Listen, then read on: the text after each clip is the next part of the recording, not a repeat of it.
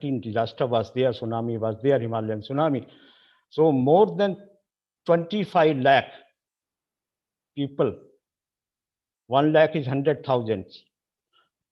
So 25 lakh tourists visited this Uttarakhand areas, and but it is a good source of income also for the people, livelihood also, as we can mention that 25% of GDP from tourism comes to Uttarakhand. It's a source of livelihood for more than 1 lakh people, and around 30 lakh people visit annually Uttarakhand. Deforestation also a major problem for mining, for road constructions, hydropower projects, irrigation projects, and others. If we see the agriculture practices, that was also one thing came in discussions, that agriculture practices, particularly in steep slope, that is also increasing the vulnerability.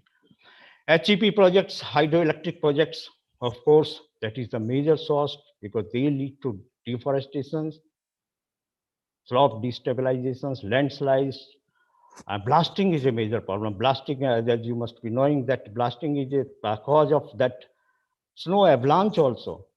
So that may lead, if there is some blast, there is some sound pollution, so that avalanche is also excreted. So these are the main sources which we discussed, and during our field visits also, we tried to find out. And this is just one, this is near Srinagar University in Garhwal, and this was a photograph I took myself. That is the muck disposal, particularly from these hydroelectric power projects. They just take out that muck and dump it anywhere. There is no system. And this muck created a lot of havoc, particularly in Srinagar town in 2013. And with the water, when this flood was there, this whole muck shifted to the university campus and other areas also in the town, and around 10-15 feet of debris were deposited in these houses. And this is from Vishnu Priyag, and this is from Chamoli. I mean, there is no system, no, that is also a problem.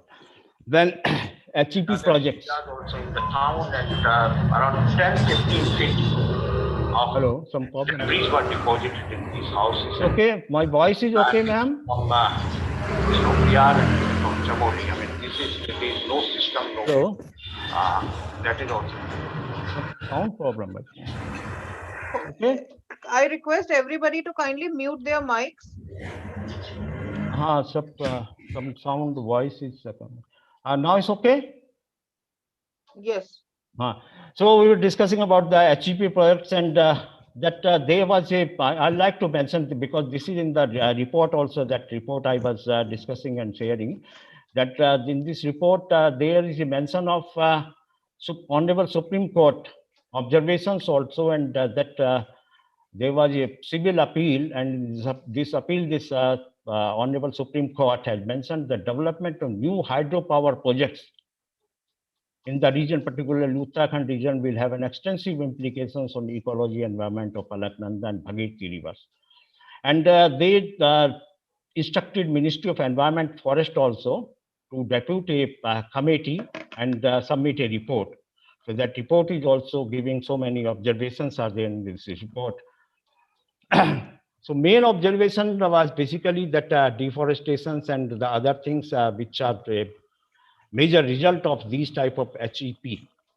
So that we can see that deforestation and forest degradation, how it is having impact on risk exaggerated, how this risk of disasters in getting increased by these various type of so-called developmental activities in such sensitive and ecologically fragile mountain ecological system. If you see that forest diversion, that is a major problem, because forest is getting very worst affected by these type of developmental activities. These are some figures.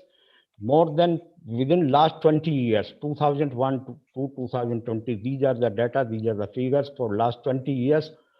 More than 40,000 square hectare of hectare area has been diverted for these developmental activities. Mining is there, road construction is there, power distribution lines is there, hydroelectric power plants are there, and other miscellaneous activities. This is on the left-hand side for the activities, and the right-hand side, this is district-wise. These are particularly, especially for the hydroelectric power projects, these forest areas diversion. There is, of course, environmental impact assessment report is there, but even then, these areas are not, I mean, these hydroelectric power projects, we have seen particularly in the case of hydroelectric power and road construction, there is no management, there is no environmental impact assessment, rules and regulations being followed. This is that how forestry and other things can certainly work, because one of their major observation was that forestry and the environmental things can certainly play an important role for the stabilization of these areas, these sensitive areas. So these are some, we suggested in our report some bioengineering techniques also. There are some techniques which can certainly reduce the risk of destabilizations and landslides particularly, and these type of techniques can certainly be very useful. There is one plant that is vetiver plant also, jisko hum khas bolte, in Hindi we call it khas. So that is also very important, that can certainly play a very good role. And this is being practiced in some part of Himalaya also, giving very good results. But it needs some bioengineering techniques and some expenses. So, but these people, particularly the road construction department, they are not taking care of this. These are some results. There are some experiments was done on these vetiver plants and other plantations, how they can stabilize the. So techniques are there. My basic emphasis is that techniques are there, available. It's not that there is no techniques, but we have to follow these techniques. We have to apply these techniques. Certainly, for construction, we are not against the development, but development should be with scientific approach, with all these ecological and other things should be taken care.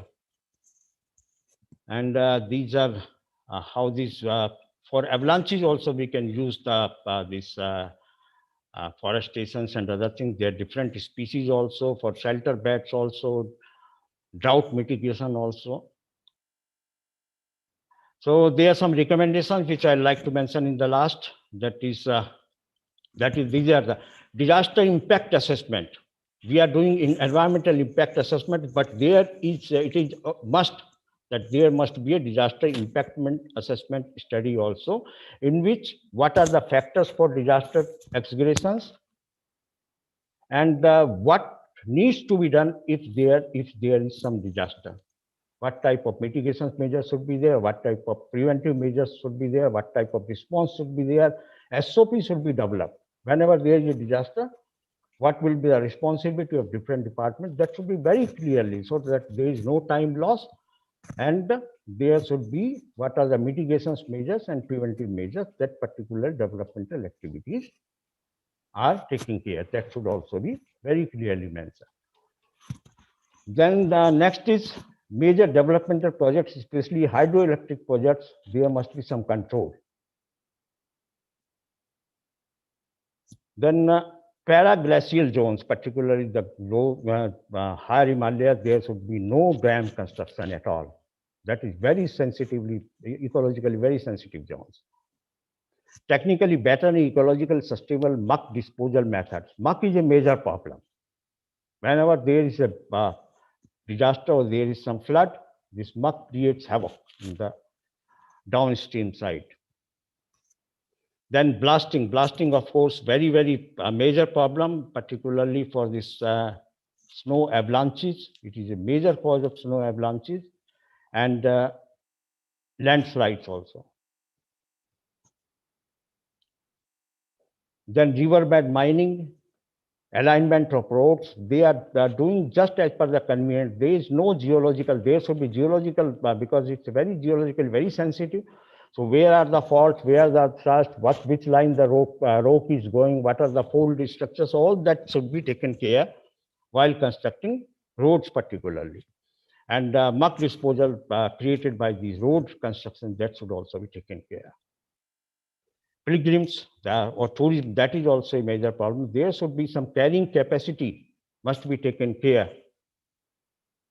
As I mentioned, 2012, there were 25 lakh people visited. So that is also a major problem. There should be some control. There should be some management on the tourism side also. Then construction, particularly, we have seen that there is some encroachment in the, they have constructed the hotels within the river. I mean, they put the pillars in the river. You must have also seen when you visit some pillars they put in the river bed and then construct hotels and other things just for the river view, that they are river view hotels or river view restaurants. That is also a major problem. And most of the destructions which we have seen in 2013 were to these such type of hotels, and particularly so many pilgrims were killed and tourists were killed. Then one other recommendation was that forest officers, particularly because forestry should be an integral part of all developmental activities. And forest officials must be member of their disaster management authority because they can better take the care of the environmental aspect. Then plantation, forest conservation and protection activities may be sourced for livelihood generations. Indigenous trees particularly must be planted, not like the eucalyptus or the. Nowadays there is a fashion, there is a trend also that we have to plant so many hectares. So just that is a fast growing species they are taking care. They are planting such fast growing species that is having a very adverse impact on the ecology and environment of such sensitive Himalayan zones. Excuse me, sir. I very humbly request you to kindly. Yeah, that is the last slide. I'm just completing. Thank you. Then Sir. illegal development in sensitive regions like hill slopes, flood plains, that should also be restricted. There is a flood zone act also that should be very, strictly followed.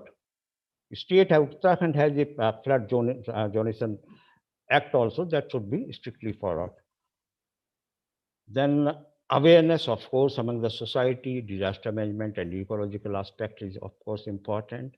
Landslide zonation, because there are some sensitive shear zones are there, particularly this, our honorable professor from Srinagar University, they must be knowing that there are many shear zones. So they must be very, especially zonation should be there. And forestry and other techniques, which I mentioned in pictures also, so that should be taken care, other scientific techniques. Catchment area treatment of forest by forest department during construction period, that is very, very important. And bioengineering techniques, which I mentioned earlier, they should be used. So these are some recommendations which we made in our reports, and I'm very pleased that particularly that when we see in 2021, particularly the response part is taken carefully. I mean, there very good response was there, but these mitigations and other things are totally ignored. That needs to be taken by the state government, by the central government. These were our recommendations. So thank you very much. And I would like to mention that this report 2013 is there in website. This is the website. Here you can get, and there is one, I did extensive work in this part, and there was a book in 2005 I authored that was disaster management in the hills. So that is also available on this website. So thank you very much. Thanks a lot for sparing me time, maybe some 5 minutes more. So thank you very much. Thanks a lot and regards. Thank you, Dr. Satyendra Singh, for a very thought-provoking presentation. I now request Dr. Devidas Chonial to kindly address the audience. Okay, thank you, madam. All the members of the National Disaster Research Group and the eminent resource persons and all the participants, particularly all the resource persons, Amita Singh, Professor Amita Singh, Professor Surendra Singh, Professor Y.P. Sundrial, Professor J. Jethwani, Dr. Navita P. Haran, and Ravindranath, all. There is lots of experts in disaster management, but my talk is only geographical conditions of the disaster sites. It is not very much detail, but I want to explain some geographical conditions. What are the geographical conditions of the Rishi Ganga, wherever the incident happened? Around this, what type of activities are happened there? Geographical activities. Please share the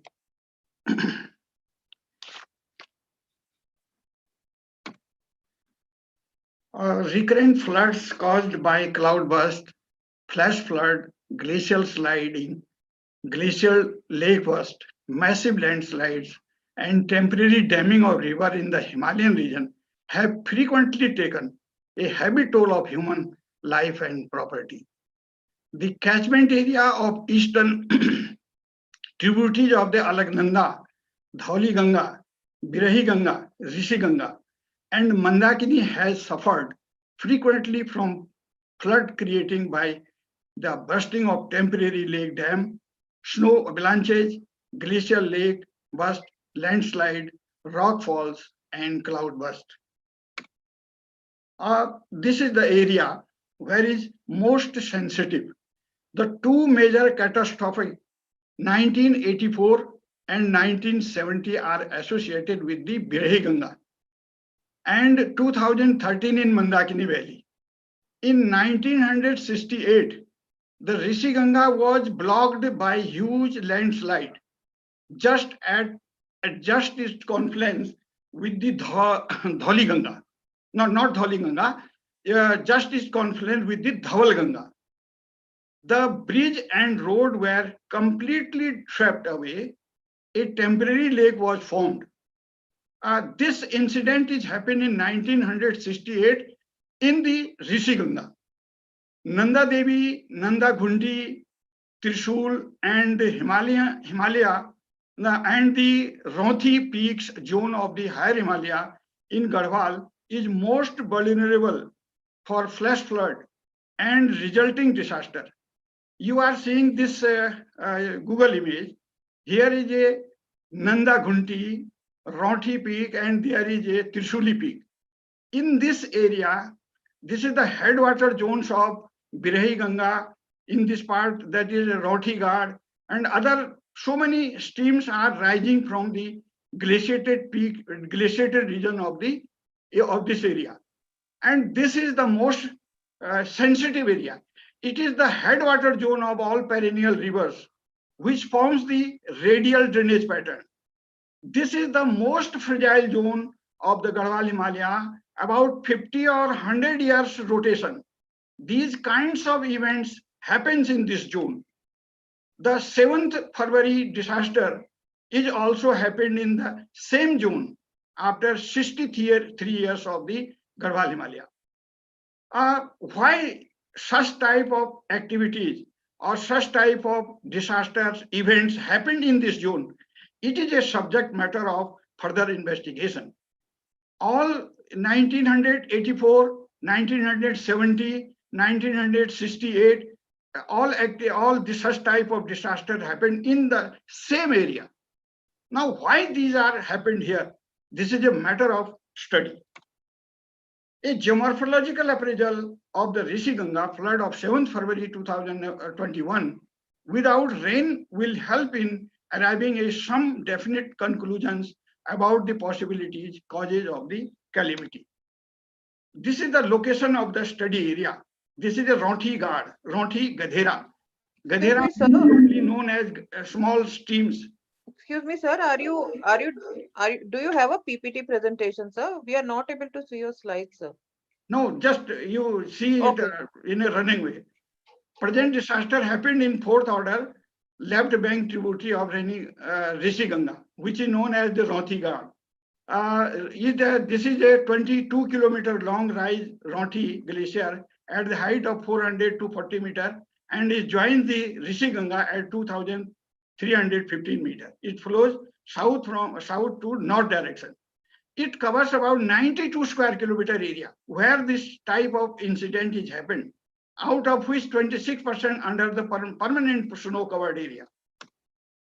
This is a longitudinal profile. The gradient of the stream is very high in the lower part and gradually gently in the upper part of the, which is covered by the snow. It is a snow covered or glaciated part. The relative height of this is 1,725, which is maximum, which is highest relative relief.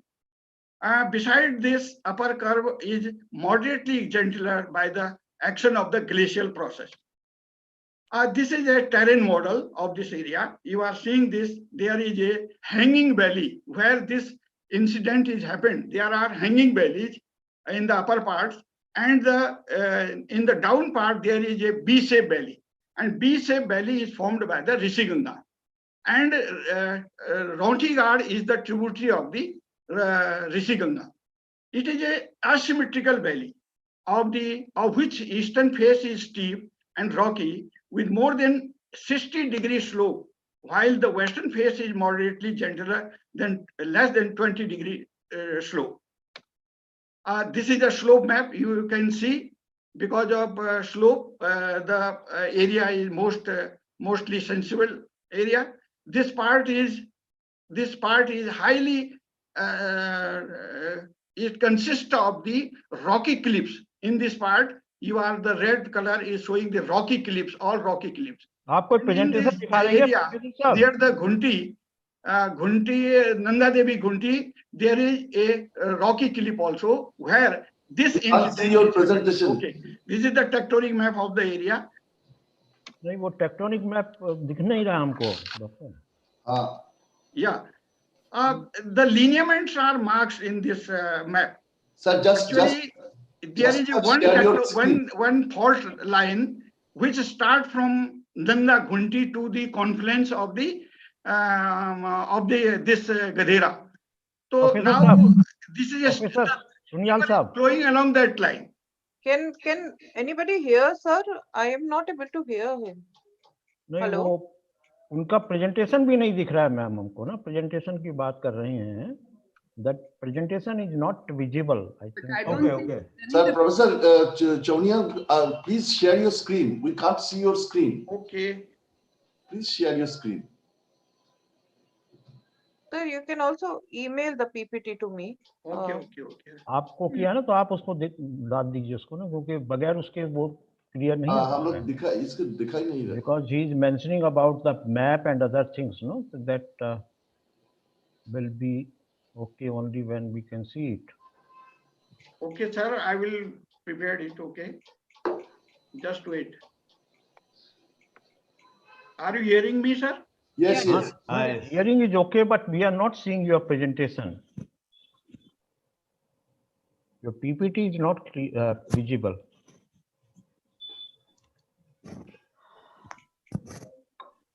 Now. हाँ, इसमें से डालिए. हाँ, अब आ गया. Yes, sir. Wonderful. Now it's okay. Okay. Now the 7th February disaster is happened in the Ronthi Gad area. The Ronthi Gad is before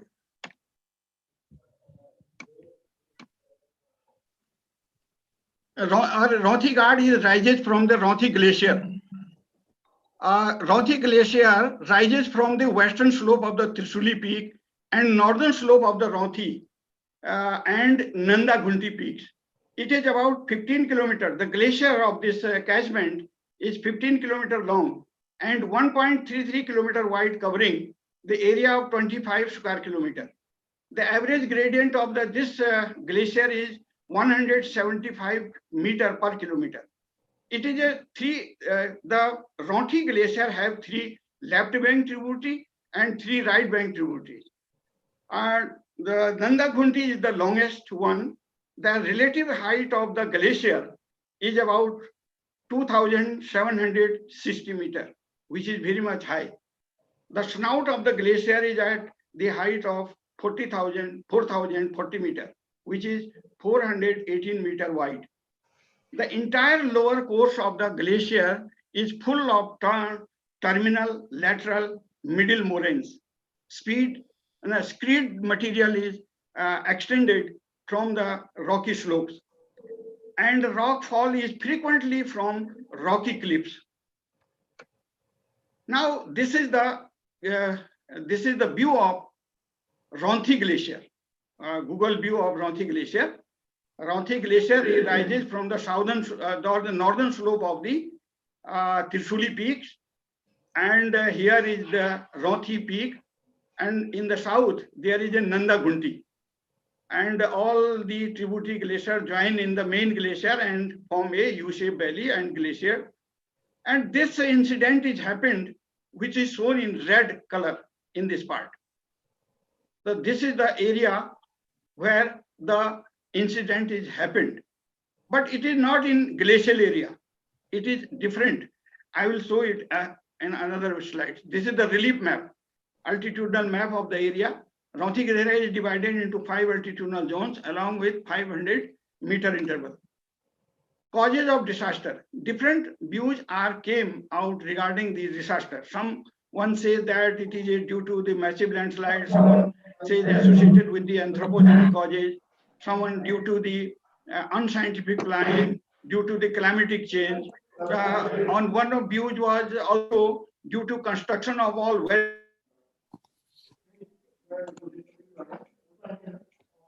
Amount of snow, ice, debris came down through a steep gradient stream and blocked the narrow gauge river Rishiganga and created disaster downward the stream. But on account of aforesaid climate, geological and geomorphological factor, landslide, temporary blockade of river lake formation, glacial lake bursting, etc., are quite frequent phenomena in the valleys of the Garhwal Himalaya. Before the tragedy, on 7th February, there was a heavy snowfall up to the height of 1800 meters. The catchment is above 2,300 meters. The catchment of area where this incident is happened, it is above than 2,300 meters above. Due to the pressure and strain on the glacial mass, a crevasse disrupted. This is my view. The crevasse disrupted and ice and fresh snow slide down by the gravity force, which drive huge amount of unconsolidated glacial debris in the course. And the U-shaped valley formed by the glacier are full of morainic materials, unconsolidated morainic material. And that morainic material is driven by the fresh snow, ice, and rock fragments downward the slope. Sir, I request you to kindly conclude in next 2 minutes. Yes, I'm concluding. Nothing. Thank you, sir. Geotectonic view of the disaster. I also always analyze the event sites of the very minutely, and it is concluded that there was a more than 200 linear crack joints on the rock mass near the water divide. The crack was expanding simultaneously due to the pore water pressure and shear and stress. On 7th February 2021, due to the freezing and thawing action and ice pressure, crack widened and basal rocks mass detached from the cracks. As a result, about 200 square meter rock mass plugged down along the ice and snow at the base of the Ronthi Glacier. This erosion process is known as plucking in glacial region. As a result, huge land mass along with ice, fresh snow, and meltwater came down in the glacial valley, where it drive the unconsolidated morainic debris. Basically, it is the joint effect of heavy snowfall, break of rock mass, ice and snow flooding, and landslide generated flash flood downward stream. Now, Geological Survey of India have already, मैं 2 minute लूंगा madam आपका, have already accepted that it is a glacial natural disaster. The Rishi-Ganga disaster, a tragedy of high magnitude, causing losses and damages to the hydroelectric project. The media as well as the activists are diverting attention from natural process to anthropogenic climatic change and other construction work, but it is not true. Before going any conclusions, we must understand the process of glaciers in the higher Himalayan region. The glacial processes occur or take shape at time scale which are beyond human imagination, but we need a understand these events. Conclusion, last time, madam. Such type of disaster in the region are unstoppable, but their impact can be minimized by road and dam construction without degradation of environment and without disturbing the hill slope. Hydropower projects are also very useful for development of any region. Most favorable geographical conditions are available on the mountains for the construction of hydroelectric projects because all rivers are perennial in the Himalaya. In my opinion, we have to identify the most vulnerable zone of the region, and no infrastructural and engineering construction work should constructed in a very sensitive zone. Development and conservation both are necessary, but there should be damage reducing strategy. Thank you, madam. Thank you. Thank you, Professor David Chonial, for your excellent presentation. Can you please stop sharing your screen, sir? I now request Dr. YP for next our speaker, YP Sundaryal, to kindly address the audience.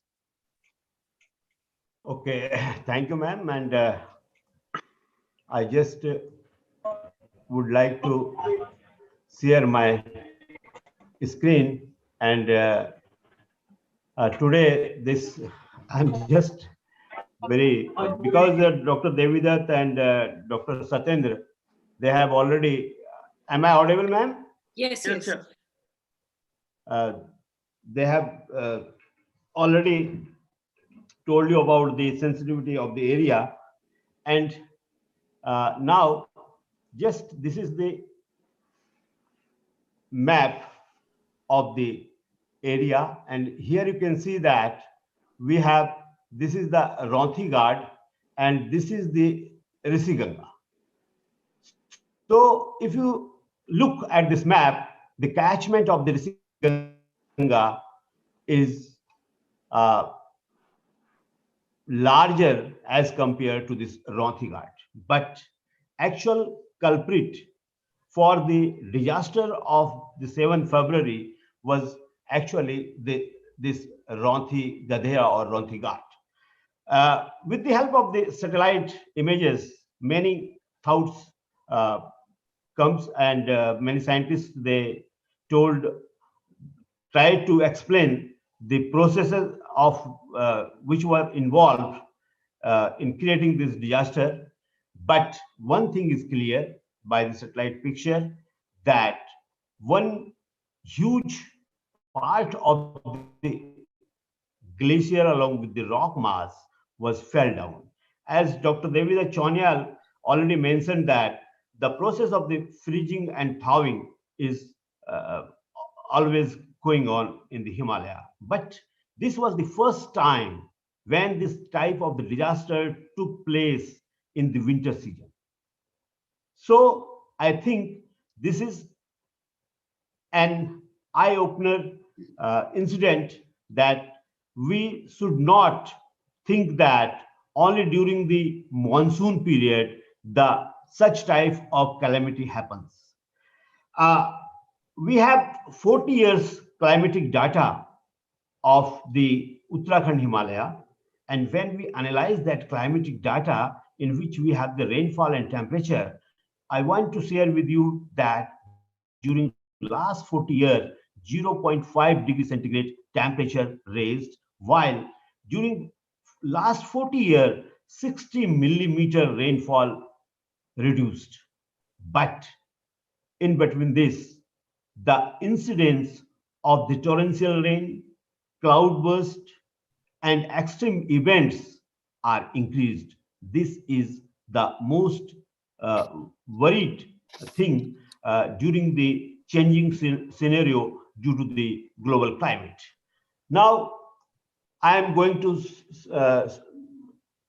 show you some pictures. The quality of picture is not very good, but here you can see that this is the rainy village, and here this is the Rishi-Ganga. This is the direction of the Rishi-Ganga, and you can see that entire this road, Josimath Malari, is washed away, a bridge also washed away. And now I am going to show you the pictures.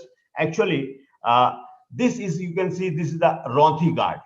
And now you can see how much these debris and sediments right over these slopes. And this is the Rishi-Ganga. And here you can see we have a very good picture, but unfortunately due to shortage of time, I could not pick that picture in this slide. But here you can see that a rock mass over which all the debris is washed away. Actually, one landslide was also created here. Then what happened? Due to this landslide and the sediment transported by this Ronthi Ghat, they blocked Rishi-Ganga here.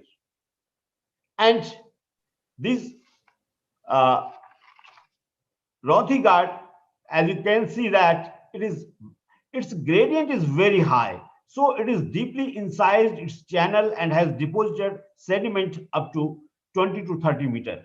This Ghat joins the Rishi-Ganga upstream of the Pang village.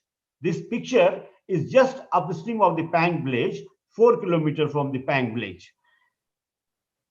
So these sediments along with the water first destroyed the 13.5 or 12.5 megawatt Rainy barrage, then powerhouse, then bridge, and part of the Josimath Malari road. Further downstream, it devastated 4,444 megawatt Tapovan hydro project, which is under construction, and about 200 people. Although government has recovered the body of the 56 people till the date, but all other are missing. So unofficially, I can say that more than 200 people gave their lives, lost their lives during this disaster.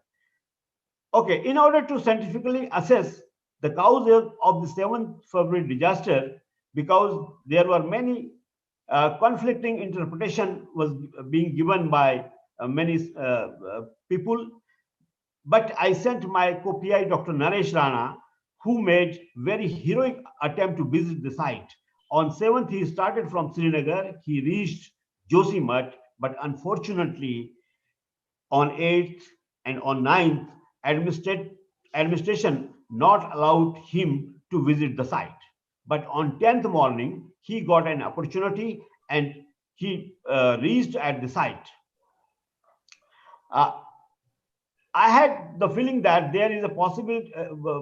Naresh Rana, actually, he was the first man who told us that one natural dam has been constructed in the upstream of the Pang village. He was the first man who reported this from the ground, and this picture is also taken by Dr. Naresh Rana. So this actually, we also anticipated that although the flood could have triggered by a combination of the lake outburst, landslide, and debris flow, obstruction of the water in the Ronthi Ghat, but its impact must have been amplified when the sediment temporarily obstructed by Rishi-Ganga at the confluence. And our fear came to Dr. Naresh Rana, made very important observation, and he told us on 10th evening that there is a natural lake formed, which is, he told that this lake may be 200 meters long, about 80 to 100 meters wide and 20 to 30 meter deep. And before communicating this information he shared with us, first he told this all story to the SDM of the Josimat. And then he called me and then he told me that, sir, can you share this information with the district administration so that at least the people who are involved in the rescue operation, they be safe. And we immediately, with the help of our vice chancellor, we shared this information to the district administration. And this is the picture. You can see that this was that hydro project completely washed away, constructed over the Rishi Ganga. And here we have some satellite data, but this satellite data is downloaded from the site of the Sentinel, but we cannot see much more clarity in this. But in this picture, you can see that this is the picture of 20 January. And here you can see that there was no lake. And on 10th February, you can see that there is a formation and aggregation of the sediments and formation of the lake. Excuse me, sir. I would like to request you to kindly conclude in next 2 minutes. Thank you, sir. Okay. Then these are all satellite data or image, but we have the past well-recorded floods in the Garhwal Himalaya. As Dr. Devidat mentioned that on 6 September 1893, Birhi Ganga was completely blocked and formed a lake which was 270-meter high, 3 kilometer wide at the base and 600-meter wide at the summit. This is the incident of 1893. Taking into consideration the height of the landslide block and the water of Birhi Ganga discharge, it was estimated that lake would take at least a year to fill. That was the time, and this is the picture here. And this lake partially breached in 1894 and then completely breached in 1970. And this is the remnants of that lake which was formed in 1893. And here you can see that this picture, these are the two geologists, Hem and Genser, who initially studied all the geology of the Himalaya. So I have very less time, but what I want to convey you that in 1894, when this lake breached, no life was lost in 1894. Then it is completely breached in 1970. A convoy of 21 buses, they were stopped at a place which is known as a Belokuchi. That convoy of the buses were engulfed in the flood of the Alaknanda. And then they saved many bridges because, and what they did, they estimated, through the telegraphic line, they informed up to Haridwar that the dam is going to breach. You please, they conveyed the message to all the people of the Srinagar down valley, I mean to say, till the Haridwar. And no life was lost in 1894. And in 1970, technology was advanced, but we have lost about 170 people's life. And what happened in 2013, these I'm not going to show you, but just I would like to share this slide, that major events of the cloudburst and high rainfall induced disaster in the Mandakini Valley, all these disasters, either it is Okimat Kuntha village, Okimat, Fatabyung, Okimat, Kedarnath, these all happened in the higher Himalayas. And the incident or the calamity of the 7th February was also happened in the higher Himalayas. What I wanted to tell you that this, you can see the picture of the Kedarnath. This was the picture taken in 1882, and this picture I took from my friend Dr. D.P. Doval of the Vanya Institute. Now you can see that, you can see clear here the temple, and now this temple is surrounded by all this construction. So I am not going to take much of time, but what I want to convey that higher Himalaya has unlimited sediments because the glaciogenic material is a loose sediment. When this loose sediment travels with the help of the even a small amount the water, it creates havocs because if the concentration of the sediment is higher in the water, then it may transport very big boulders. And when the big boulders transported by the river, particularly when the river gradient is very high, these big boulders actually work as a tool and erode the valley flanks, and they generate more and more sediments. What happened on 7th February? Administration alert up to the Haridwar. All the people were advised to go at the safer side, but actually due to the less amount of the water, this flood could not reach beyond the Karnaprayag.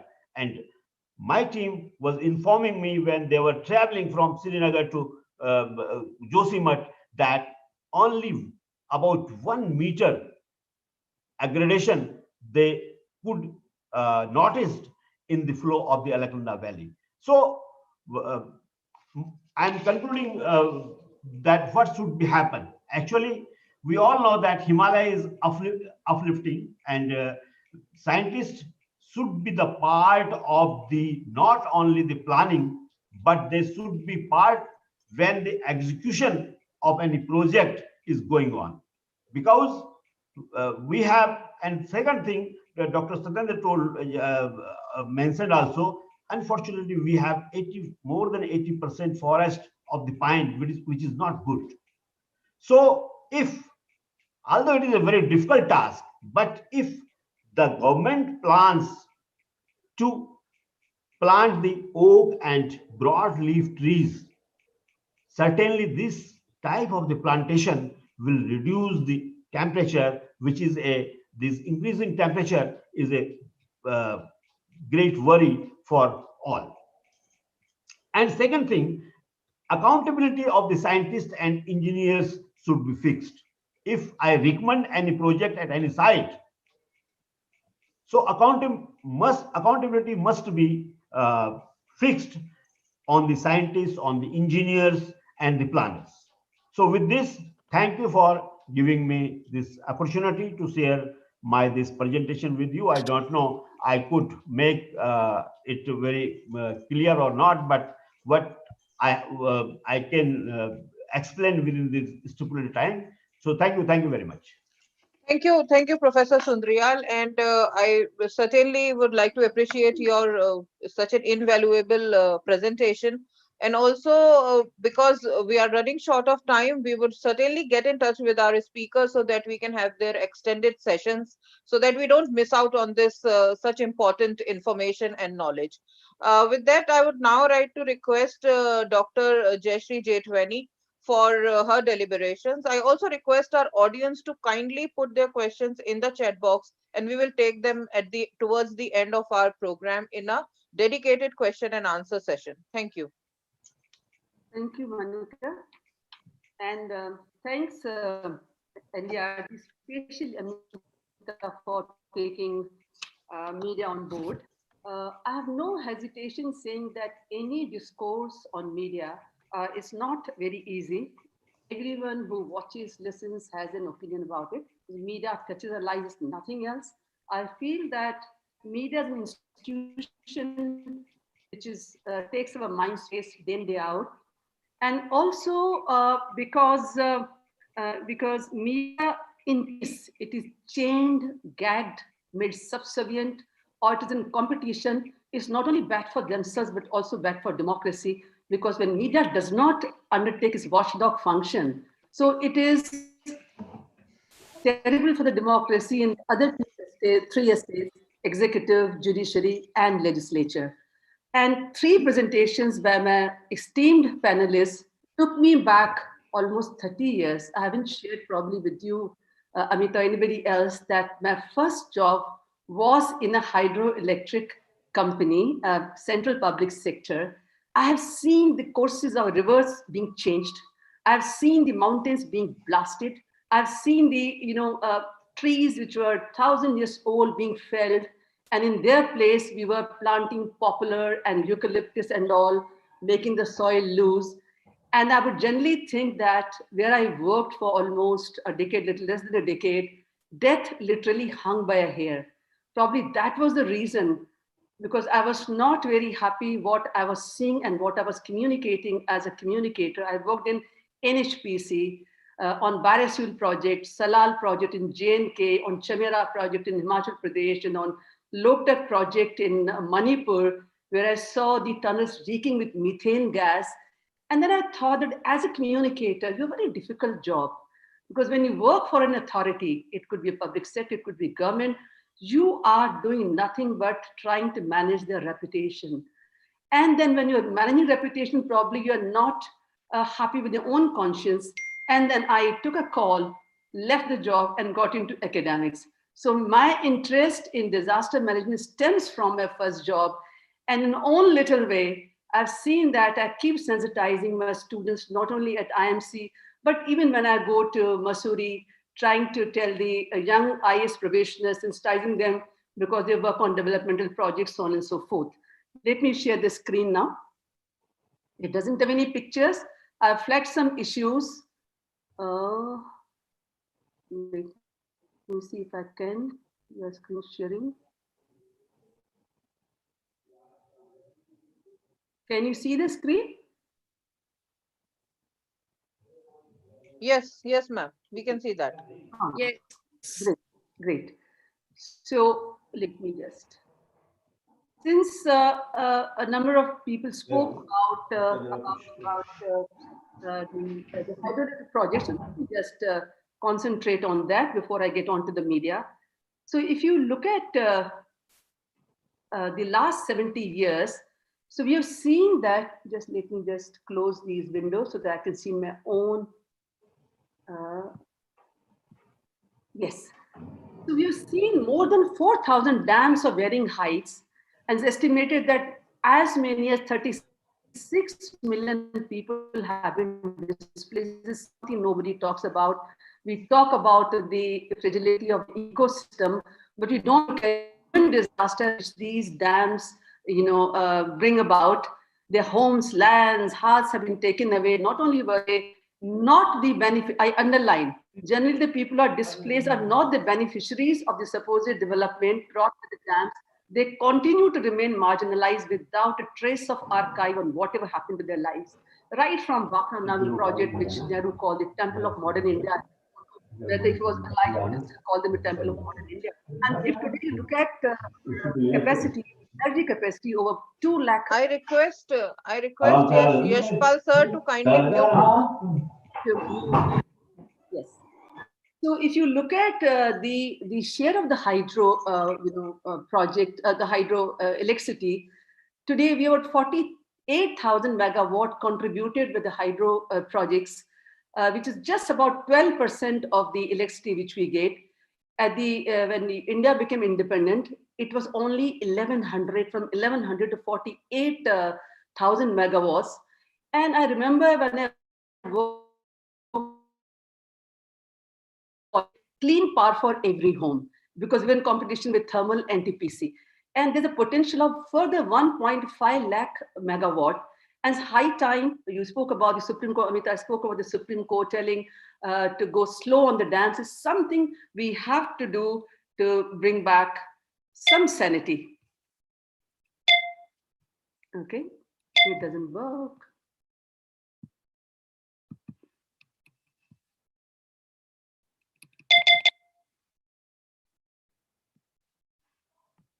I can't, yes. Okay. And just one more point, I must underline that. India has 4,000 dams out of 45,000 dams worldwide, which is just 9%, but it has caused 40 to 48% of displacement. The average displacement per dam has been 900 to 1,800, but between 86 and 93, it had been 12,500 per dam. This is the data which has come from the World Commission on Dams. So I'll flip many slides. So let me see, because the time is short. So when we look at the the current disaster which we're talking about in Chamoli in Uttarakhand, the deluge left Rishiganga hydel project almost entirely buried under the mud.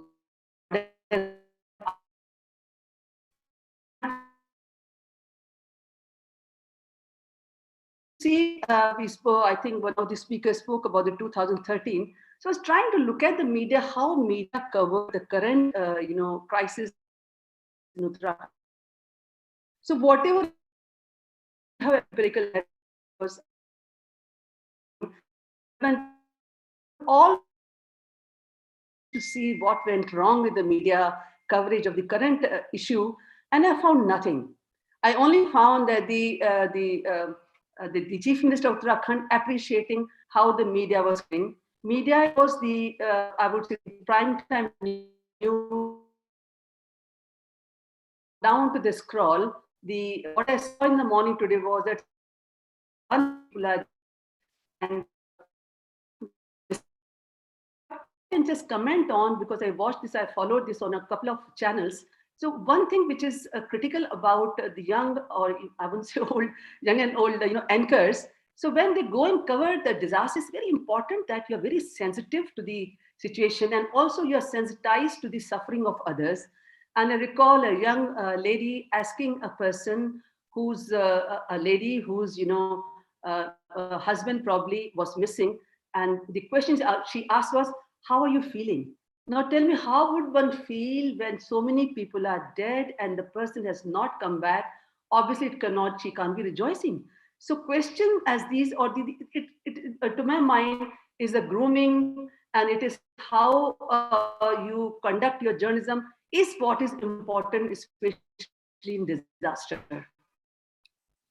So, but when I looked at the 2013, what the first speaker spoke of the tsunami, the Uttarakhand tsunami, I found something very interesting, because probably what was given to believe, because in a disaster situation, generally it's very difficult to reach the place, and it's difficult even for the journalists. Generally hitchhike, they use helicopters of the IAF, they might even use private helicopters.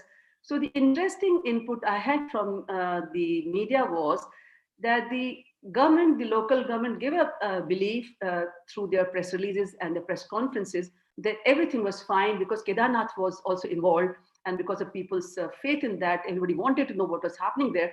And they said that all the dead bodies have been taken care of, and the people who were suffering or people who were injured have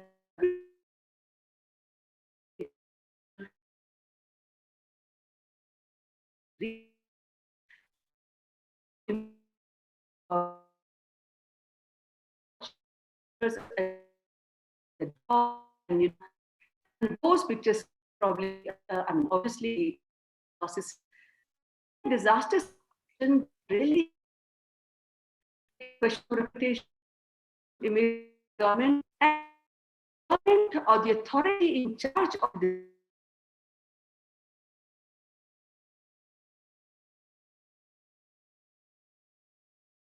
Connectivity is not proper. Connectivity. Yes, you have lost connection.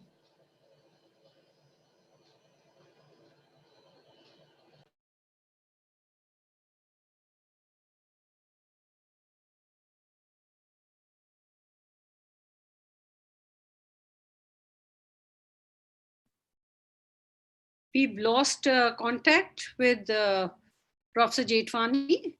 Yes, it seems so. I think she got disconnected. I would like just, yeah.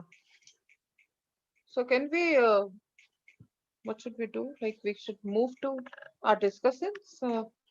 In the meanwhile, I would like to introduce Professor Akmal Wasim, who is among our audience today. He is a learned jurist and a legal expert from Pakistan. And all of us know that Pakistan is also also falls in a very fragile and vulnerable zone. Professor Akmal Wasim, can you hear us? Would you like to speak something on the accountability aspect in case of disasters? Thank you, Dr. Monica. I'm so very grateful to you. Actually, I have a comment here because such substantial presentations which have been made. Uh, Sadly, I was personally witnessing in 2013. My very thanks to Amita Appa for this. She had arranged a workshop for us, and we were there when the tragedy of 2013 occurred. After that, I have been working on my own and trying to find out various reasons why does such things happen. My own conclusion is that the the tragedies may be natural hazards or they may be man-made. The issue is a terrible gap between the policies made, the legislation, and the strategies made on the legislation and the policies. So what I was going to suggest was that there is a dire need now that there should be an academician activism taking place, and which should include not only the geological experts, but also legal academicians. And we should come out and start playing a positive and an assertive role. It has nothing to do with politics, nothing to do with anything else, but it's all about human tragedies. And we should all stand together because we face the same problems as you do in India. This terrible gap of the making of the laws and their implementation. Now, in most of the presentations, the issue of growing trees has been taken up. Pakistan is suffering from the same problem. And of course, we do need serious laws by which not just growing trees, but many other areas can be taken into account. And for this, I would really appreciate what you just said, the question of accountability.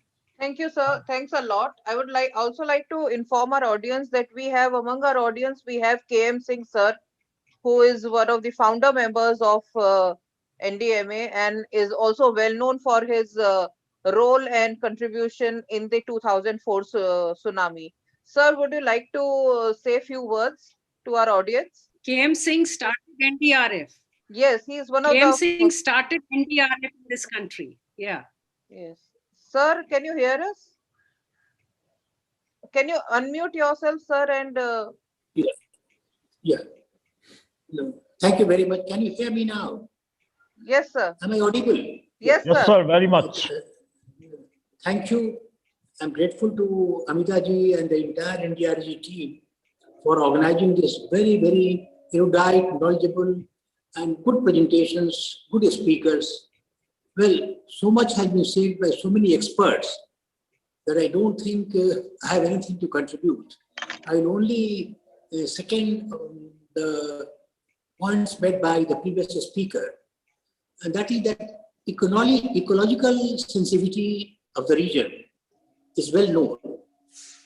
But the matter of concern and the real serious concern is the insensitivities of the authorities concerned who downplay the concerns shown by the ecologists, scientists, judiciary, and multiple committees in the name of unilateral vision of pursuing the developmental agenda.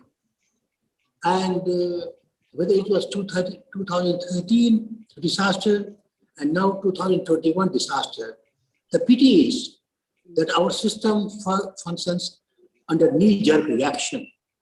There was knee-jerk reaction after 2013. There'll be knee-jerk reaction after 2021. And after that, after a few months, it will be forgotten, no lessons learned. So how do we proceed further? And I entirely agree that what the previous speaker said about some academic activism, there has to be a very sustained and continuous effort by the academicians, geologists, scientists, disaster management experts to bring home this fact to the government that enough is enough, no further. Enough damage has been done to the ecology of the Himalayas and Uttarakhand in particular. no further. And people awareness, people must come forward also. I will tell you a very simple example. I'm presently in Goa, and I find the Goa people are so sensitive about the environment that an IIT was sanctioned here in 100-acre government land. And for 3 months, they continued with the agitation. We do not want IIT because you will be cutting so many trees. And ultimately, they have made the government to bend on knees that there will be no further construction. And they have asked the government to hand over the land to Panchayat so that it is not done. Similarly, Goa is going for double track railway. And for the coal transportation, they said, we don't want coal transportation to Goa. Our ecology will be damaged, and they are not allowing it to happen. So and the government has come on its knees. So the people of Uttarakhand also must come forward. So it's a concerted effort by all stakeholders, people concerned, community, scientists, ecologists, so that whatever has happened. But hereafter, the government takes a new look at it, or the Hyderabad. Now, Char Dham project, I don't know the Char Dham road, how much of damage is going to cause to the entire ecosystem over there, I don't know. So all these hydro projects and roads and all that, there must be a due consideration, keeping in the view the ecosystem of Uttarakhand. Thank you. Thank you, sir. Thanks a lot. And we have Dr. Jayashree back with us, and I would like her to, I will request her to give her concluding remarks. As All we, right. yeah. You're running short of time. Sorry, Yes. I'm now connected myself from the mobile phone. So you want me to give a concluding remarks? Yes, Okay. ma'am. Yeah. All right, doesn't matter. So let us look at why media behaves the way it behaves. It's very important for us to understand the DNA of the media so that we can understand their role also better. So we have to look at news media, that they are in the business of news. They are in competition with others. They have certain corporate responsibilities. It has a reputation to guard, but at the same time, journalists have the deadlines to meet, and they are the same as any human being with rational and emotional sides. But it's very important for us as disaster managers to understand that those who consume ink by gallons and newsprint and metric tons, they have to be taken seriously.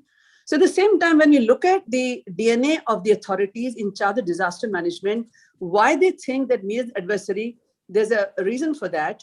They have worked long for managing their reputation. There are many stakeholders to answer. They have sometimes millions of people to answer. And disasters, crises are most dreaded by them. And often authorities do not have a media policy. So despite a general preparedness, you generally see the slip is often showing. And in case of crisis, when the media is writing critical narrative, they go on defensive. Or otherwise, they evade, avoid, keep mum or pass on the buck. And we've seen it in two recent problems, COVID-19 and the farmers' agitation, how media is covering and how the authorities are responding to that. So it's very important that in a crisis situation, when there are perceived positions taken by media and the authorities, the critical target audience are generally often lost sight of. And when there's imagery, when there are, when you see the television or the digital media, it has really created much havoc. One thing you have to understand in a disaster situation, especially when you have the digital media, at least the mainstream classic media has editorial control. But the digital media with user-generated content, there's no editorial content. So probably one thing I like to say is that the disaster managers must use their websites to update information on a timely basis, because a lot of empirical studies tell us that in case of disasters, even the journalists, the media, the first thing which they log on are the websites of the disaster authorities. So in case you have pictures, you have piece to camera videos, you have press releases, you would find that there are about 1 lakh newspapers, including 17,000 mainstream, 400 news channels. There are so many digital platforms.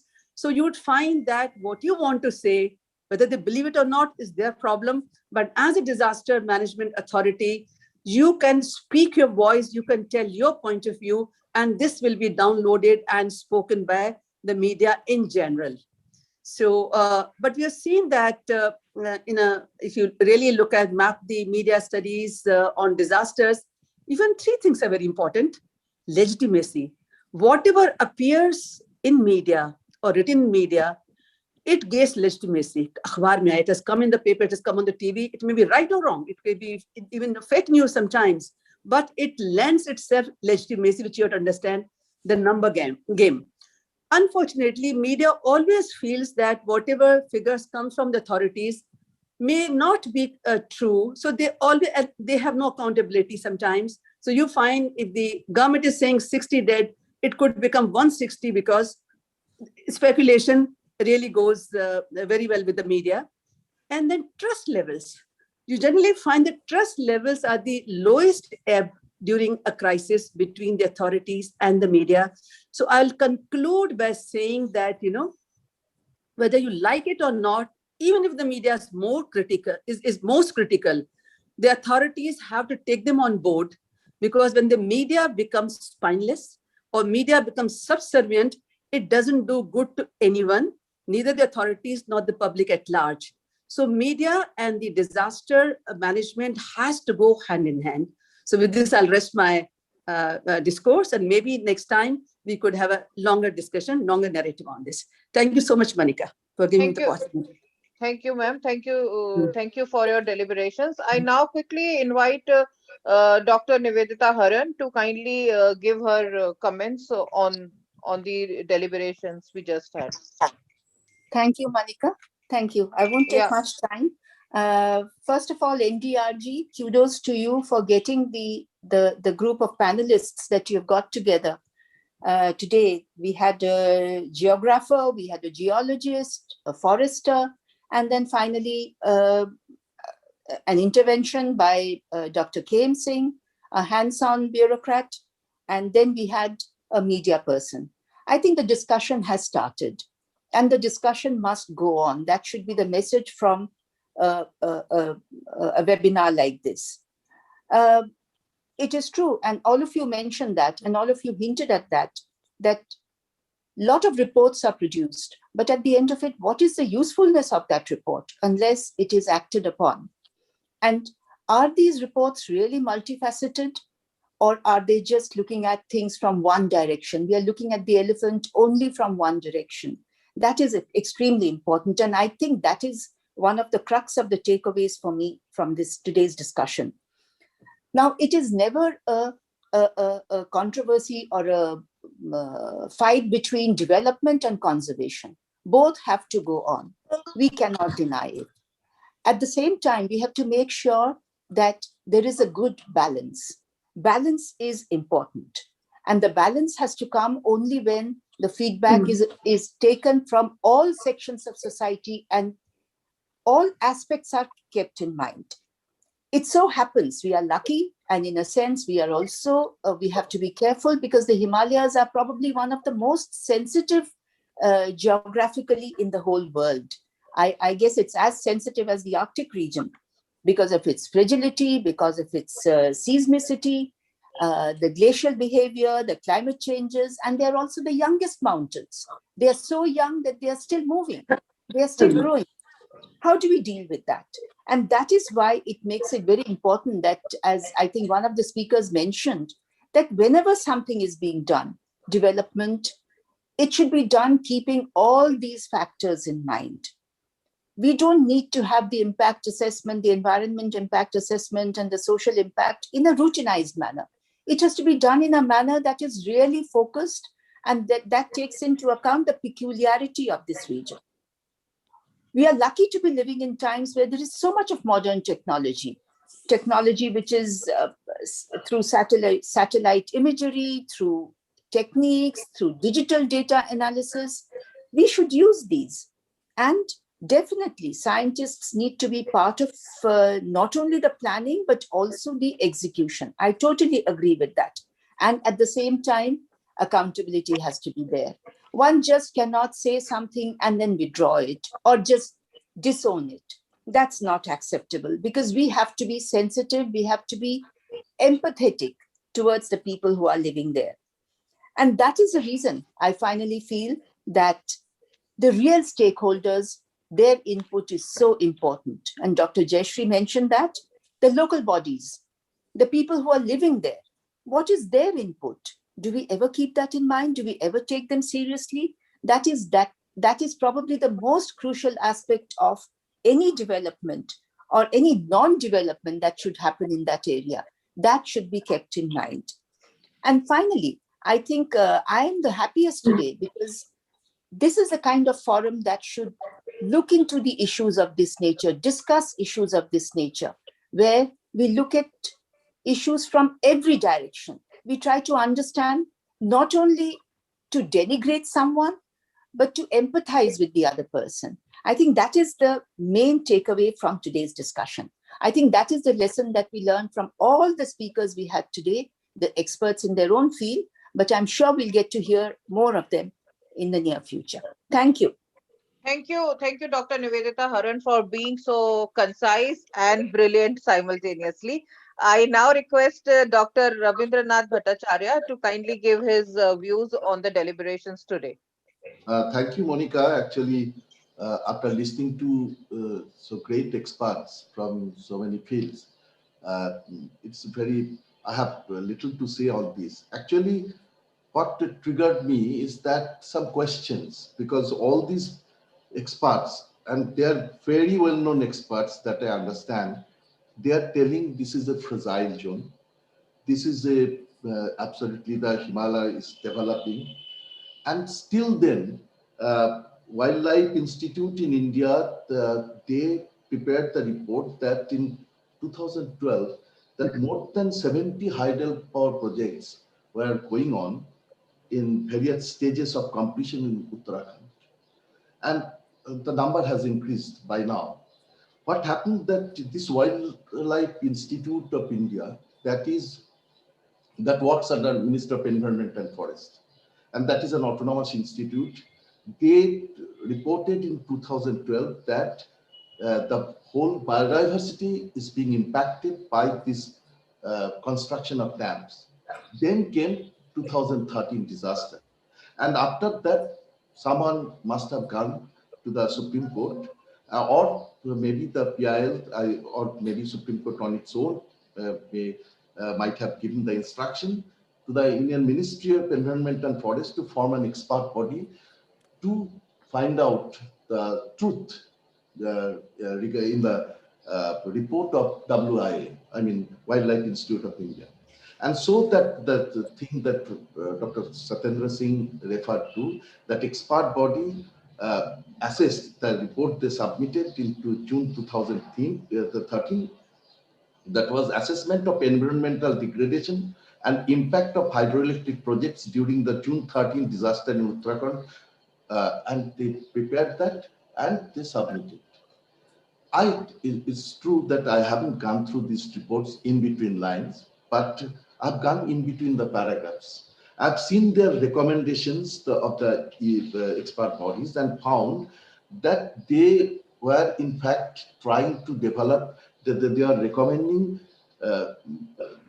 in a die-hard manner, some exclusive Himalayan policy should be developed. That should be exclusive Himalayan policy for Uttarakhand. And they gave so many reasons. You can go to the report that is in the public domain.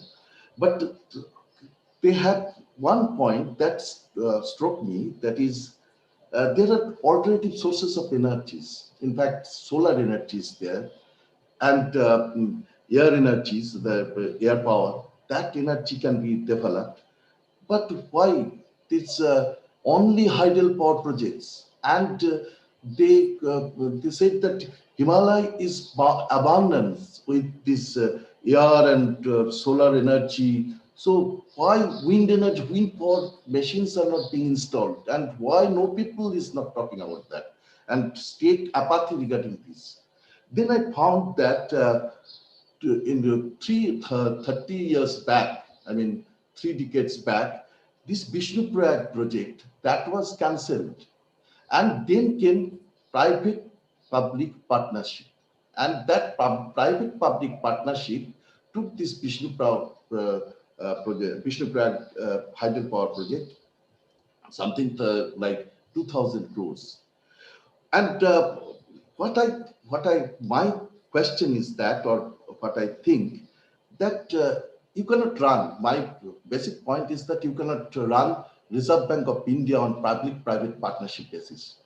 Himalaya is the Reserve Bank of India regarding nature, natural resources. So you cannot make any project here on public-private partnership basis. If we have got special economic zone, if we have got Himalayan agriculture zone, which has not been implemented, but which has been thought of, but then why can't we have a special Himalayan zone, and where no public-private partnership will be developed? And IIT Roorkee's report, I have seen that they have given report 2 to 5 and 5 to 25 mega power projects on the basis of Panchayat's recommendation that can be developed at various phases, where they will think, IIT Roorkee is developing that. That is all right. Micro projects with the people's help that can be developed. But you know, this Joy Prakash Power Venture Limited is a, I'm not talking about in a public domain or anything, but that is a very, reputed name in these constructions. And whatever you get to hydro, there is no wind power thing or any, solar energy scheme government takes up. Only these type of things and some sort of private partnerships that they develop. So I think this extreme greed, 470 was there, now 246 various types of dams are being constructed in Uttarakhand. And every time blasting is being done, Mark is making the clear Rishiganga absolutely unclear. And that is all for the purpose of the crony capitalism, development of crony capitalism. So first thing, and people do not know, the funniest thing is that has been reported by IIL also, or WIA also, that who clears this project? Nobody knows. There is no report on this in the public domain. So there should be in the public domain must be that it is on the ministry, on behalf of ministries, it's being cleared. So there should be some responsible body that they have recommended this, and who are the members of the body and what is the report of there, that should be available in the public domain. And also that is the first thing, that public-private partnership should be restricted in an exclusive Himalayan zone, and that should be immediately developed with an exclusive Himalayan policy. I think this public-private partnership has never been recommended, but I think that without limiting that, one cannot go beyond this continuous disaster in Uttarakhand and all these places. And second is that in 2012, Rishiganga project dam was flooded, and the market was washed away. Bimal Bhai came to the market dam authorities that for compensation, and they told that we'll just make an FIR against all of you.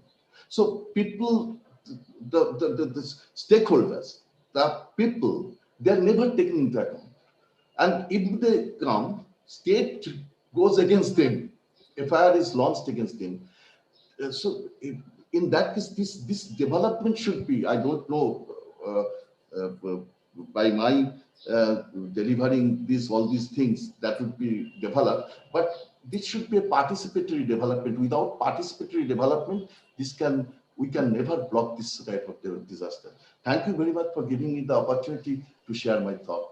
Thank you. Thank you, Professor Ravin Bhattacharya. And yes, the contribution on crony capitalism has to come from West Bengal. I would now like to open the forum for discussion. We don't have many questions. Most of them are their opinions and responses. And there are comments on the inclusiveness, on the accountability, of how the policies and legislations. We already heard Professor Akmal Wasim. We have a comment from Nina Joseph, from our member of NEPSIPEC, Dr. Nina Joseph from Kerala, and she talks about the accountability of the engineers and scientists, which was also addressed by one of our panelists also. I would now like to, because there are not many questions, I would like to know the view of the panel today on the recent dam safety bill, because we have been talking about the failure of dams all through our deliberations today, that the man-made dams also, and we know that water is a state subject under the Constitution of India, and the dam safety bill basically proposes for three levels, similarly what the Disaster Management Act says, National Disaster Management Authority, state, and then the district. Something similar is being proposed in the dam safety bill. I would request if Dr. Satyendra Singh can give his views on this particular bill. And also, do you think that are we not repeating the same mistake which we did during the Disaster Management Act? Dr. Satyendra Singh? Yes, ma'am. Thank you very much for giving me this forum for the discussion. Yeah, certainly you are very right that my only thing is that development must be there. But as earlier speaker also told, and again I am emphasizing that this particularly in this sensitive zone, we should have input from our scientific experts, scientists, and from the forest department and the ecological departments also. And all this development, whether this bill is there or other things are there must be people participation also. But the problem here is the poverty. The poverty level is very high in Uttarakhand rural areas, and there is no employment opportunities. So they are dependent on tourism, and they are dependent on their labor. When some such type of construction, dam construction is there, they get some job opportunities there. So there must be some alternative livelihood things also for these people, so that they get job opportunities also, and their participation in the developmental work is very much needed. So that is my views on it. My question is one question is, if you will not construct the dam, you will not construct the road or other engineering activity will not do there, then is it any surety there will be no disaster? No, there will be, the thing is, yeah. Professor, there are two terminology. One is hazard and one is disaster. So hazard, when this glacial outburst is there, it is a natural disaster, a natural hazard, I'll say, but its intensity is increased, and it is, size is increased with such type of development. Because if muck is not there, suppose one example, in your university, Srinagar University, there is a huge dump of muck by this embankment activities or this dam construction activities. If this muck is not there and there is some flood, so this muck will not be flown in the houses downstream. So that is my thought, that this this type of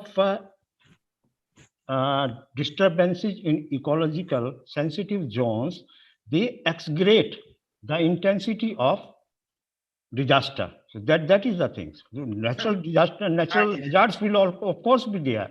I don't say that there will be no natural hazard, there will be no lake outburst, or there will be no, but the intensity is increased by such type of activities. That is my thing.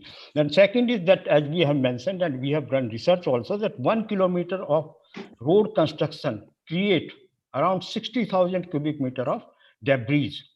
So this debris, there must be some, they are a bit expensive, but we cannot say there are no techniques. Techniques are there to stabilize such type of muck also, such type of debris also. So these techniques must be used very scientifically, very systematically, so that we can reduce the risk.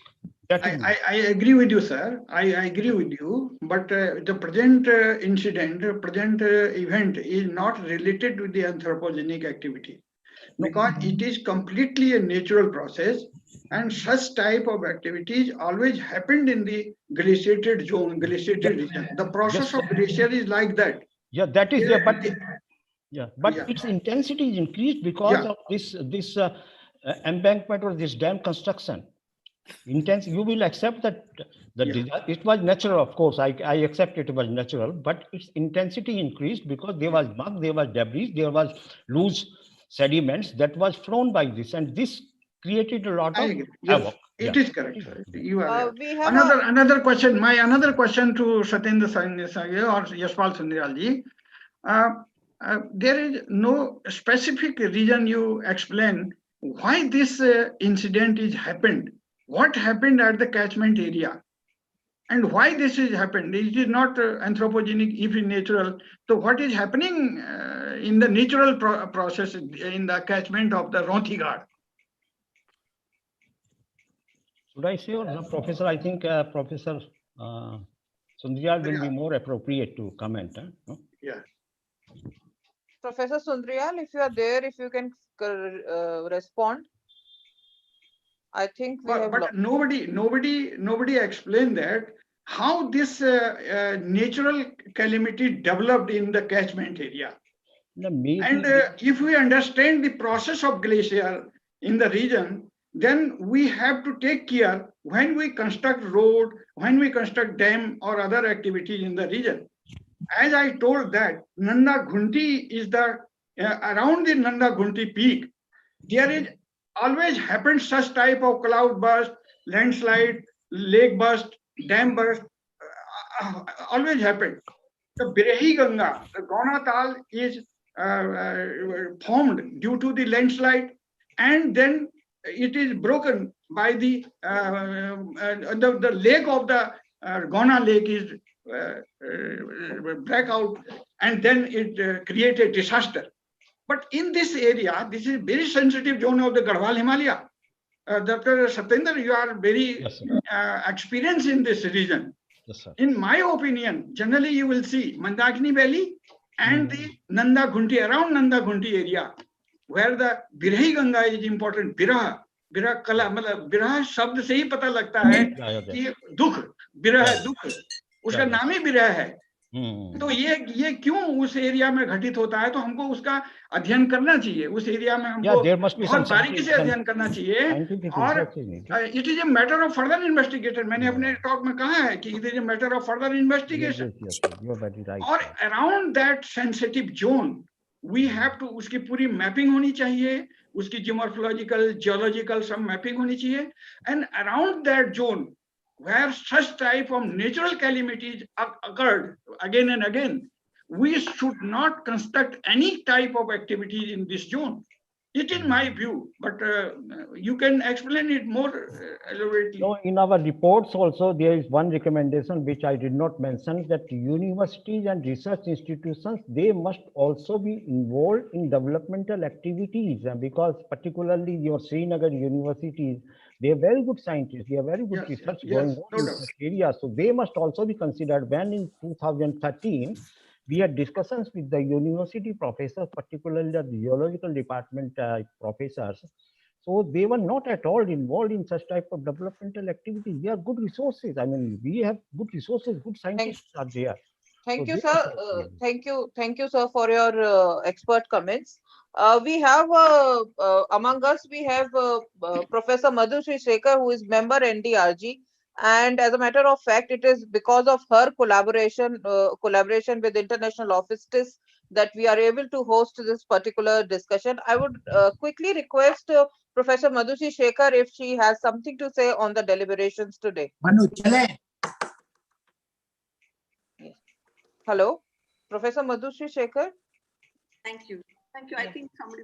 No, I was really amazed at the amount and the richness of information that we got from this webinar, and I'm very happy to see some of our students also being as part attending this conference and have tried to get in touch with the disaster group to understand and be able to do some work in this area. I'm really pleased.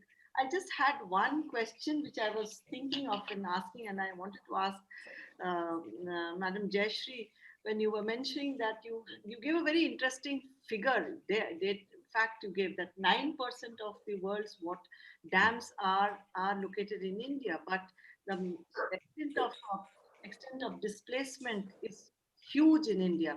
So that's a very, very, very, very interesting fact and a very, very eye-opening figure that you have given, you know. So thanks, if you could tell us, is that how do they plan for these dams to come up? You know, why do they do it in dense populated? Why does it create this displacement? Because we know we have huge population dense population. Yes. Invariably, there's going to be. But okay. Yes, whatever little I know, generally when you are putting up a say thermal project, can be put even in Connaught Place or even West Bengal, anywhere. But when you are putting up a hydro project, it has to be specifically with keeping in view all the scientific engineering matters. But and you know, they in the beginning, maybe 30, 40 years ago, they did not even bother about communities at all.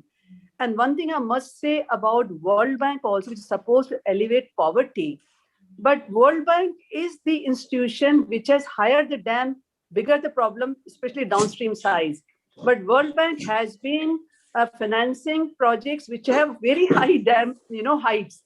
So even World Bank has to look at its own, you know, DNA that what it should be doing. Smaller the dams, smaller the problem.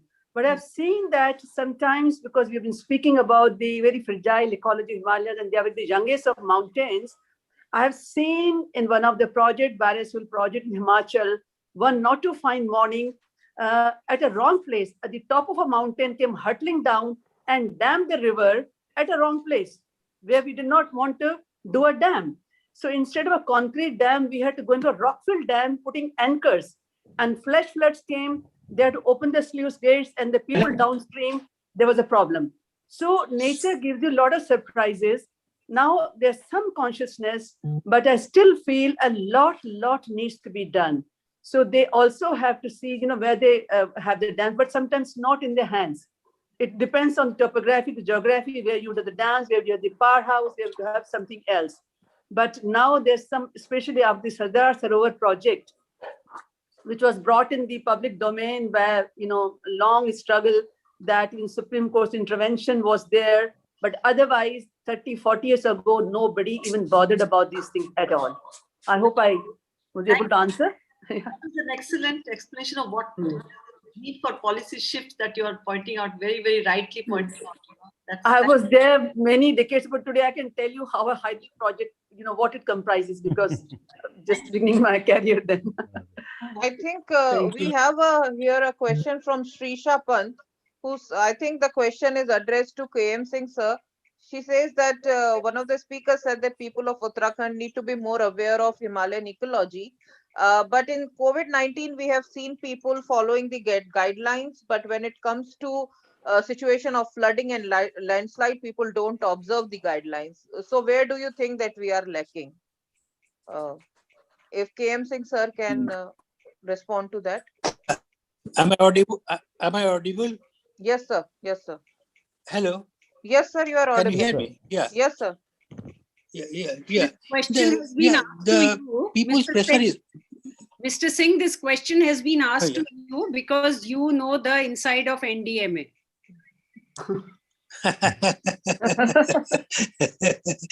My knowledge is more than 6 years old now about NDMA. It hasn't changed, sir. No, it has changed. Mamita, do you agree with me or not? NDMA has changed in the last 6 years, but that is immaterial. The point is, we always say in disaster that community awareness is the most important thing.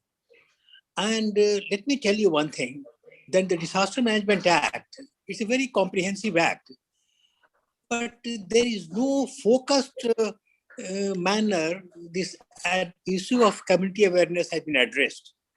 And as a result, in fact, I'll briefly say that we have started using NDRF for community awareness, and that does make an impact.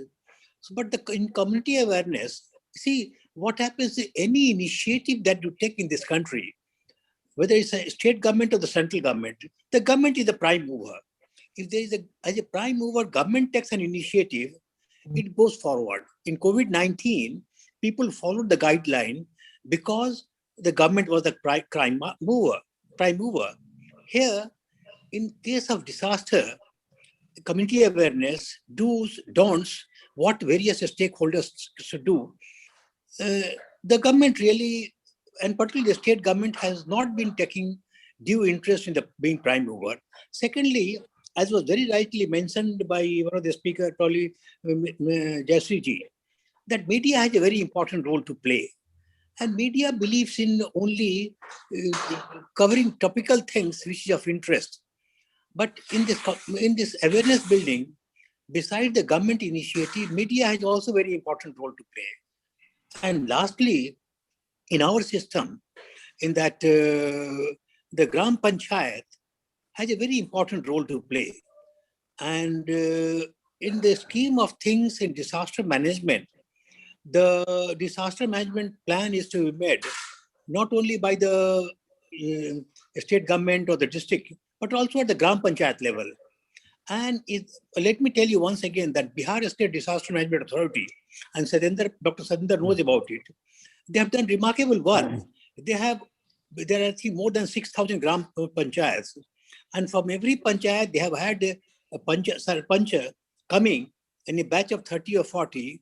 They have had 2 days course for them and making them to prepare the disaster management Panchayat for the plan for the Gram Panchayat.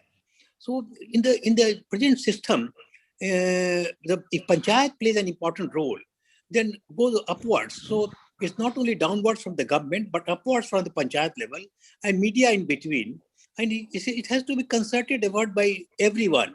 But as I mentioned earlier, it's a knee-jerk reaction. You will see after 6 months, we will again forget about Chamoli tragedy. Something else will overtake. Thank you. Oh, thanks. Thank you, KM Singh sir, for your valuable inputs. I now request Professor Amita Singh to kindly summarize the deliberations. One thing I will like to say before summarizing. Sure, sir, sure. Just one comment that I will appreciate, because one very positive things during this disaster, we have seen that our response forces did extremely very good work. And particularly the credit goes to Dr. Singh Saab also. Sir, आपको ये credit जाता है for this NDRF and SDRF. They did extensively good work.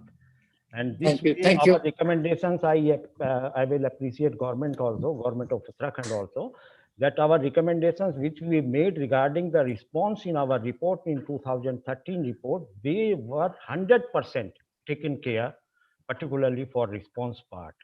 So this I wanted to mention, sir. Thank you. Thank you, sir. I now request Professor Amita Singh. There are few questions that have been very strongly highlighted here. And I'm just going to clarify here quickly. Number one is that 2005 onwards, we've moved to a very big terrain of focusing on preparedness. That's what the law says. Hyogo and Sendai, we need to focus on preparedness. When we talk about preparedness, the role of zoologists and geographers, it becomes extremely important. And what Professor Sundaryal and Professor Chonial have said makes a lot of sense, that we should have looked into how nature behaves and stay out of nature. That's why we titled it as Trespassing into Himalayas. We've been forgetting the focus of NDMA should have been preparedness. Now we've shifted the focus. The focus is back to, NDRF forces, where rescue and, the teams that go, with super speed, swiftness, efficiency, that becomes the focus.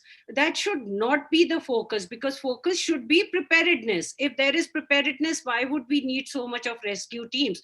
Why should people get buried in debris? Until now, we have 160 people who are not to be found. Is life so, useless for us to take care of? We are all taxpayers. We've been paying for the state to protect us. So why can't the state look into the law and focus on preparedness? We should have stayed out of the nature's way. Nobody has any reason to trespass. If trespassing is a non-bailable, cognizable offense in real life, why is it not in actual life, where we are trespassing into Himalayas, we are trespassing into rivers? This law should be converted to a real law, that trespassing anywhere into live domains, if the law has actually been saying that rivers are real, the whole Hindu dharma has been saying that the rivers are real.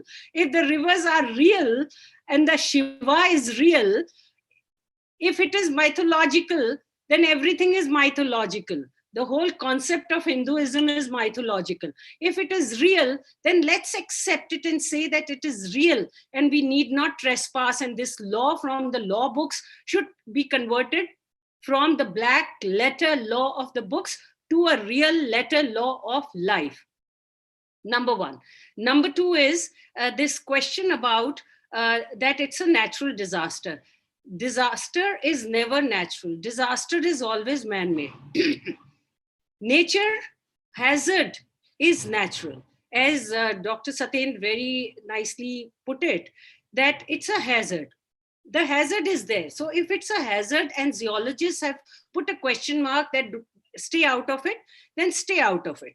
Hazard, we convert a hazard into a disaster. And it's the, I would suggest that there must be a scale of measurement of the capacity of each government to convert a hazard into a disaster, where people have actually no role to play. When this village itself had come up in 2016 to say that please don't restart these projects, nobody heard them, and so we have a disaster. So disaster is always man-made, because disaster means how much damage to life and property has been an outcome of a hazard, of ignoring a hazard. Hazard is natural. So that is one legally sound and sociologically apt description that we generally put in disaster studies. So this is the other thing. Now, how laws are to be constructed, how laws are to hook the nostrils of the unaccountable decision makers is the result of such deliberations that we've had today. Wonderful. I congratulate the speakers. I congratulate everyone who participated. This is a platform. We are looking for a change. Thank you. Thank you, Professor Amita Singh. And now I would like to thank all the participants who took out the time from their busy schedules to attend this particular talk.